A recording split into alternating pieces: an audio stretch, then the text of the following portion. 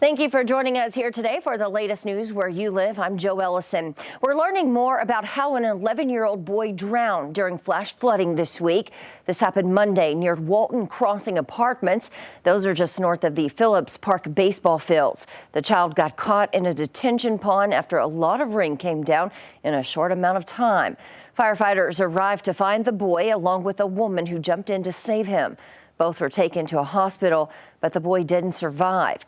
Fire officials say the pond could have filled with as much as 4 to 5 feet of water. And the Beaver Lake Fire Department planning to lay off nearly half its full-time firefighters because of budget issues. The department turned to the community for solutions and concerns. Last night was a full house at Lakeside Baptist, pushing for more firefighter funding. Decisions include laying off 4 out of the 10 full-time firefighters come December and cutting the chief's salary by 7.5%. The community fired up about the decision, citing a lack of communication, possibly costing 7,000 people longer wait times.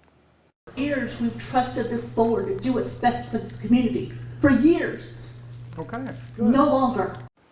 Now, the department's board also considered becoming a fire protection district. A fire protection district normally changes the organization structure and possibly requires additional funding. Well, Bentonville schools are working to keep students and teachers safe this school year. The district held a safety and security forum for families. The Arkansas School Safety Commission recommends that Bentonville Public Schools have an armed presence in every school. Steve Vera, the Director of Security and Safety of Bentonville Schools, intends to add 2 officers next year, and the district will continue to add officers over time, they say. The superintendent, Dr. Debbie Jones, claims the staff throughout the district are now more prepared for active shooter situations. We've made improvements annually. You know, if we look 5 years ago, then we didn't have a single point entry for every school building we do now. And as we add security measures within the school, it sometimes becomes more inconvenient for guests and for parents. But we've adapted. We've learned to be safer. The state legislature has approved $50 million for security, but they have not announced how they're going to distribute that money across the state. Now, before we get to other news where you live, let's get a check on the weather with meteorologist Zach Scott. Hey, Zach. Hey, Joe. Another day we're tracking a chance for showers. We expect them to be in our far southern zones today. We've had rain pop up in the area every day going back to this past Saturday. And we've got rain chances sticking around where we could see some showers in 5 News Country for the rest of the work week into the holiday weekend. Best chance again for a spotty shower today is going to be south of I-40. We're talking LaFleur, Scott, parts of Sebastian, Logan County. Again, as we get into the afternoon hours, daytime heating, we're expecting some showers to bubble up anywhere from the Red River Valley into southeastern Oklahoma and southwestern Arkansas. Mix of sun and clouds out there, some mid to higher level clouds, still plenty of sunshine getting through. A warm day, lower humidity for northwest Arkansas, thanks to a front that's moved through most of the area, but we're still warm and muggy in the River Valley. Temperatures going anywhere from the lower 90s in northwest Arkansas to the mid to upper 90s, topping out around 97 degrees in the River Valley. Again, those spotty shower chances today south of I-40. A quick moving disturbance is coming in Thursday. We're going to see moisture increasing. We'll start out a little dry, and then as we get into the afternoon and evening hours, some scattered shower chances will be back, starting with the River Valley, and then eventually we get enough moisture into northwestern Arkansas. We could have a few spotty showers. That area of low pressure spinning across the area of eastern Oklahoma, western Arkansas to start the day on Friday. Going to start us with a rain chance, and then we'll decrease the rain and the clouds. And for the back half of Friday, as we wrap up the work week and head into the weekend, we'll continue to track that as we get closer. Joe? All right. Thanks so much, Zach. Well, Walmart unveiling its top toy list of 2022. They say it's to help you plan ahead of the holiday season, and it features toys for kids of all ages. Walmart's list highlights 55 of this holiday season's hottest gift ideas for kids. More than half the toys on this list are under $50. Many are under $25.